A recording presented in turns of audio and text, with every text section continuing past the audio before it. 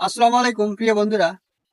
পবিত্র কোরআনের সূরা আরাফে 201 নম্বর আয়াতে তাকওয়া সম্পর্কে মহান আল্লাহ পাক ইরশাদ করেছেন,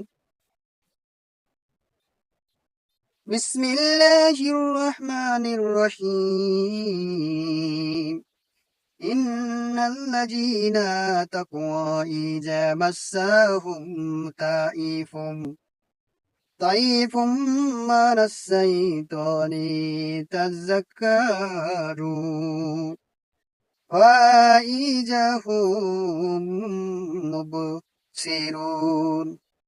অর্থ, যারা তাকওয়া অনুসরণ করে, শয়তান তাদেরকে ক্ষতি করার জন্য স্পর্শ করলে তারা সাথে সাথে আল্লাহকে স্মরণ করে।